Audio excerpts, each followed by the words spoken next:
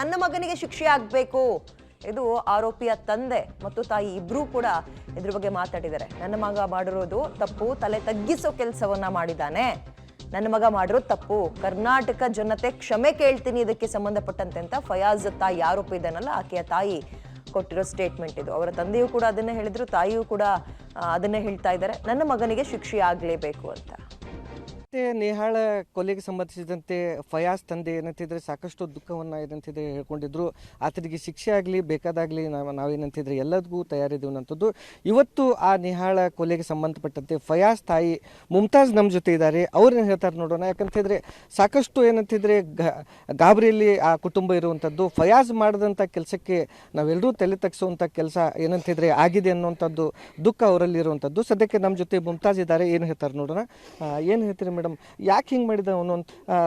ಅಭ್ಯಾಸದಲ್ಲಿ ಅವ್ರ ಜೊತೆ ಇದ್ದವನು ಎಲ್ಲ ಒಳ್ಳೆ, ಇಬ್ಬರು ನೀವು ಶಿಕ್ಷಕರ ಜೊತೆ ಅವರಂಥ ಮಕ್ಕಳು, ಶಿಕ್ಷಕರ ಮಕ್ಕಳು ಏನಂತಿದ್ರೆ ಮುಂದೆ ಸಮಾಜಕ್ಕೆ ದಾರಿ ಆಗಬೇಕಾದಂಥವ್ರು. ಆದರೆ ಇವನು ಮಾಡಿದ್ದು ಒಂದು ಕೆಲಸ ಎಲ್ರಿಗೂ ಏನಂತಿದ್ರೆ ನಿಮಗೂ ದೊಡ್ಡ ದುಃಖ ತಂದಿದೆ ಅಂತ. ಸರ್, ಅವನು ಮಾಡಿರೋಂಥ ಕೆಲಸ ಸರ್, ನಾವು ಶಿಕ್ಷಕರಾಗಿ ನಮ್ಮ ಮಗನೇ ಶಿಕ್ಷಕರೇ, ನಮ್ಮ ಮಗನೇ ನಾವು ಮಕ್ಕಳಿಗೆ ತಿದ್ದಿ ನಾವು ಬುದ್ಧಿ ಹೇಳ್ತೀವಿ ಅಂತ ನಮ್ಮ ಮಗನೇ ಇಂಥ ತಪ್ಪು ಮಾಡಿಬಿಟ್ನಲ್ಲ, ಒಬ್ಬ ಶಿಕ್ಷಕರ ಮಗ ಇಂಥ ಕೆಲಸ ಮಾಡಿದ್ನಲ್ಲ ಅಂಥೇಳಿ ನನಗೂ ತುಂಬ ನೋವಿದೆ ಸರ್. ಅವನು ಮಾಡಿದಂಥ ತಪ್ಪಿಗೆ ನಾವು ತಲೆ ತಗ್ಸುವಂತಾಗಿದೆ ಸರ್.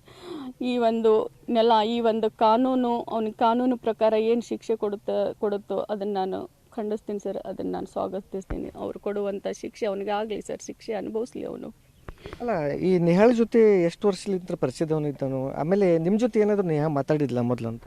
ನೇಹಾ ಒನ್ ಟೈಮ್ ಮಾತ್ರ ನನ್ನ ಫ್ರೆಂಡ್ ಅಮ್ಮ ಮಾತಾಡ್ತಾರೆ ನೋಡು ಅಂತ ಕೊಟ್ಟಿದ್ದ ಸರ್ ನನ್ನ ಫೋನಲ್ಲಿ. ಬಟ್ ನಾನು ಮಾತಾಡಿದ್ದೆ, ತುಂಬ ಚೆನ್ನಾಗಿ ಮಾತಾಡಿದ್ಲು ಸರ್, ಒಳ್ಳೆ ಹುಡುಗಿ ಸರ್, ತುಂಬ ಚೆನ್ನಾಗಿ ಮಾತಾಡಿದ್ಲು. ಆಯ್ತಮ್ಮ ನೀನು ಚೆನ್ನಾಗಿ ಓದು, ಏನಾದರೂ ಒಂದು ಸಾಧನೆ ಮಾಡ್ರಮ್ಮ, ಅವನು ಜಾಣ ಇದ್ದಾನೆ, ಓದ್ತಾನೆ, ಚೆನ್ನಾಗಿ ಇದು ಓದಿ ಏನಾದರೂ ನಿಮ್ಮ ಸ್ಟ್ಯಾಂಡ್ ಆಗಿ ಅಂತ ನಾನು ಚೆನ್ನಾಗಿ ಮಾತಾಡಿದ್ದೆ ಸರ್. ಅವಳು ಚೆನ್ನಾಗಿ ಮಾತಾಡಿದ್ಲು. ಒನ್ ಟೈಮ್ ಮಾತ್ರ ಮಾತಾಡಿದ್ದೆ ಸರ್.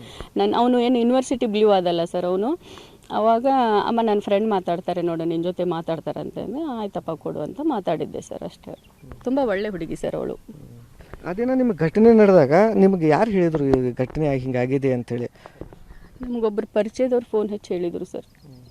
ಟಿ ವಿ ನೋಡಿದ್ರೇನೋ ಮೇಡಮ್ ಎಲ್ಲಿದ್ದೀರಾ ಅಂತ. ನಾನು ಮನೆಯಲ್ಲೇ ಇದ್ದೀನಿ ಸರ್ ಅಂತಂದೆ. ಗಾಬರಿಯಾಗಿ ನಾನು ಏನಾಯಿತು, ಫಯಾಜ್ ಏನೋ ತೋರಿಸ್ತಾ ಇದ್ದಾರೆ ನೋಡಿ, ಬ್ರೇಕಿಂಗ್ ನ್ಯೂಸ್ ಏನೋ ತೋರಿಸ್ತಾ ಇದ್ದಾರೆ ನೋಡಿ, ನನಗೆ ರಿಮೋಟ್ ಕೂಡ ಸಿಗಲಿ. ನನಗೆ ಗಾಬರಿಯಾಗಿ ನಾನು ತುಂಬ ಗಾಬರಿಯಲ್ಲಿದ್ದಾಗ ನಾನು ಮತ್ತೆ ಪಕ್ಕದ ಮನೆಯಲ್ಲಿ ಹೋಗಿ ಟಿ ವಿ ಆನ್ ಮಾಡಿ ಅಂತ ಹೇಳಿದಾಗ ನೇಹಾಳ ಕೊಲೆ ಅಂತೂ ಬಂತು ಸರ್.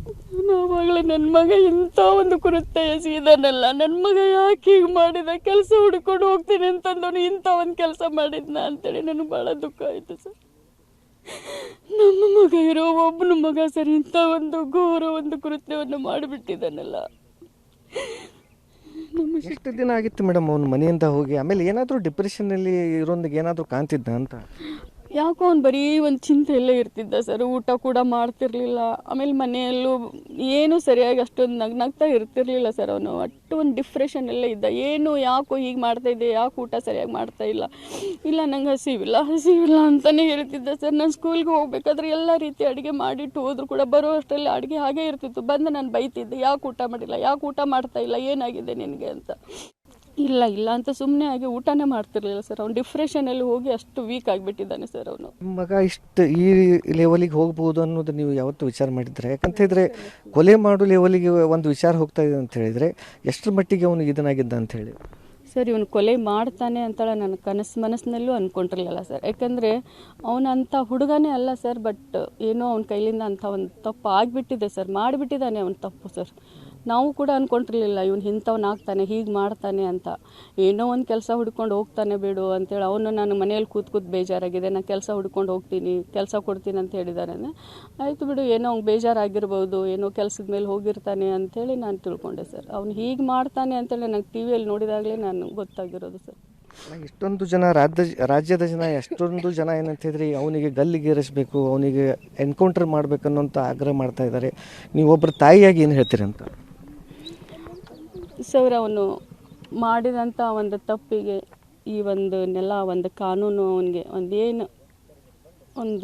ಅವನಿಗೆ ಶಿಕ್ಷೆ ಕೊಡುತ್ತೋ ಅದು ಕೊಡಲಿ ಸರ್. ಇದಕ್ಕೆ ಹೆಚ್ಚಿಗೆ ನಾನೇನು ಹೇಳೋಕ್ಕಾಗಲ್ಲ. ನನಗೇನು ಹೇಳೋಕ್ಕಾಗಲ್ಲ ಸರ್. ನಾನು ಏನು ಮಾತಾಡಬೇಕು ಅಂತ ನನಗೆ ಗೊತ್ತಾಗ್ತಾ ಇಲ್ಲ. ಅವನ ಕಾನೂನು ಏನು ಶಿಕ್ಷೆ ಕೊಡುತ್ತೋ ಅದನ್ನು ನಾನು ಸ್ವಾಗತಿಸ್ತೀನಿ ಸರ್, ಅಷ್ಟೇ. ಅಲ್ಲ, ಈ ಫಯಾಜ್ ಅವ್ರ ತಂದೆ ಏನು ಹೇಳ್ತಾರೆ ಇದಕ್ಕೆ ಸಂಬಂಧಪಟ್ಟಂಗೆ? ನಿನ್ನೆ ಅವರು ಕೂಡ ಏನಂತಿದ್ರೆ ಮಾತಾಡಿದ್ದಾರೆ. ಅವರು ಕೂಡ ಏನು ಕಾನೂನು ಶಿಕ್ಷೆ ಕೊಡುತ್ತೆ ಅದಕ್ಕೆ ತಯಾರಿದ್ದೀವಿ ಅನ್ನೋಂಥ ಮಾತನ್ನು ಮಾತಾಡಿದ್ದಾರೆ. ಅವರು ನಿಮ್ಮ ಜೊತೆ ಏನಾದರೂ ಮಾತಾಡಿದಾರ ಅಂತ? ಅವ್ರು ನನ್ನ ಜೊತೆ ಏನೂ ಮಾತಾಡಿಲ್ಲ ಸರ್. ಸದ್ಯಕ್ಕೆ ಏನಂತ ಹೇಳಿದ್ರೆ ಕಾನೂನಿನ ಪ್ರಕಾರ ಏನೇ ಶಿಕ್ಷೆ ಕೊಟ್ಟರು ಏನಂತಿದ್ರೆ ಫಯಾಜ್ ಅನುಭವಿಸಲೇಬೇಕು. ನಮಗೂ ಕೂಡ ಏನಂತಿದ್ರೆ ದುಃಖ ಆಗಿದೆ ಅನ್ನೋ ಮಾತನ್ನು ಮುಮ್ತಾಜ್ ಹೇಳ್ತಾ ಇರುವಂಥದ್ದು. ಕ್ಯಾಮ್ರಾಮನ್ ಹನುಮನ್ ಜೊತೆ ಜಾವೀದ್ ಅದೋನಿ, ಪಬ್ಲಿಕ್ ಟಿವಿ, ಧಾರವಾಡ.